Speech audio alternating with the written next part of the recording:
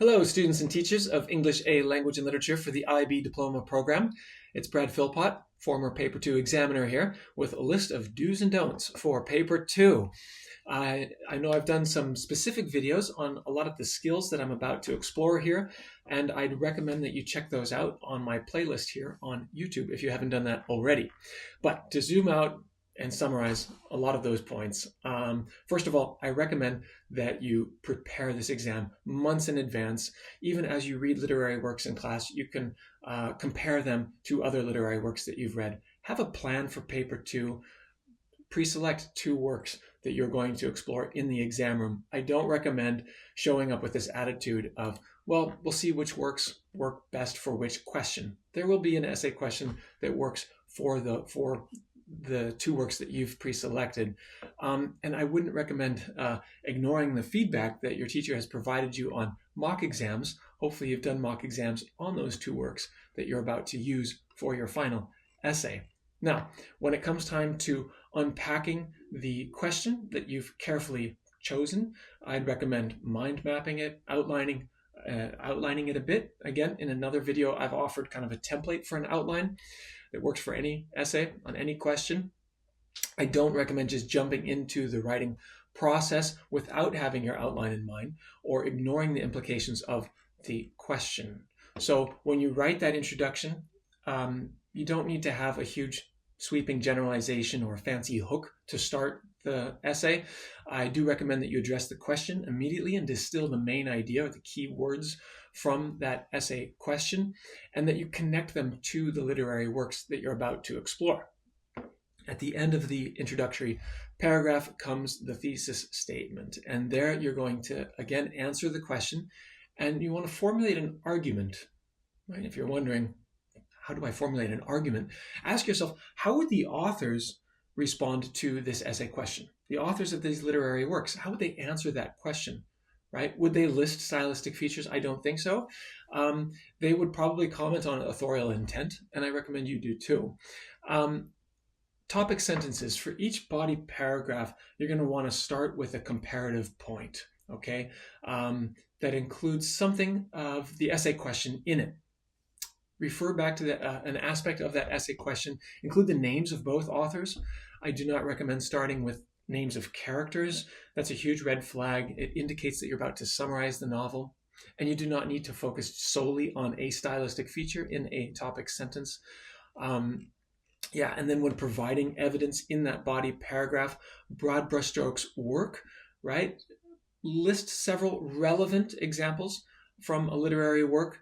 Again, relevant relating to the essay question, and cluster them by feature. Here are 3 examples of why this is a dystopian novel, for example. Synthesize, right? Draw from the beginning, middle, and end of a literary work, from 2 literary works to make one common point, instead of shoehorning or airdropping quotations into a paragraph artificially. And whatever you do, this is not an exercise in summarizing your literary works.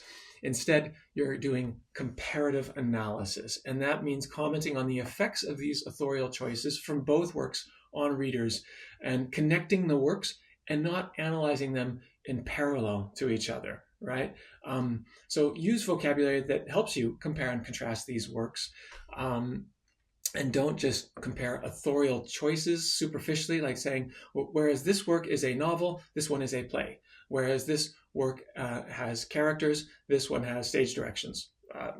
That makes no sense.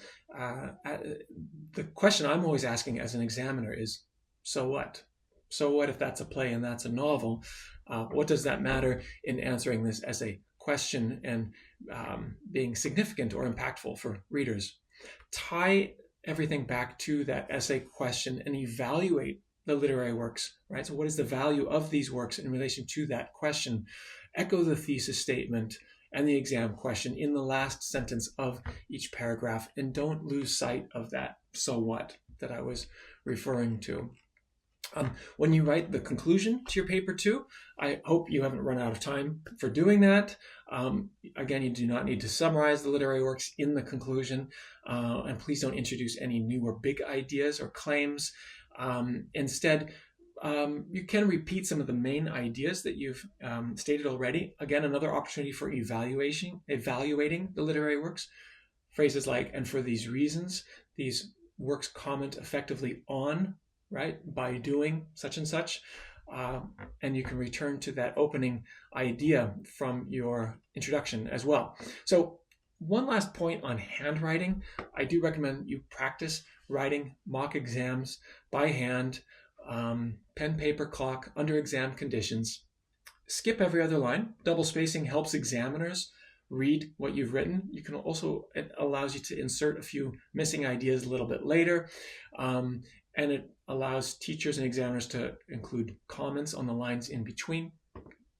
Do not rush your way through this exam or think that you can rewrite it later, right? Oh, this is just the first draft. I'm going to rewrite it later. Never really works out that way. Using too many arrows and asterisks and things like this. Don't recommend it. So if you like these tips, if you want some more worksheets and videos on how to do well on paper 2, I recommend you check out my support site on philpott.education. We have lots of downloadables there and a nice forum for teachers with all kinds of great tips and excellent community. I recommend you check it out. So thanks for your supporting us. I wish you all the best on your exams. Good luck.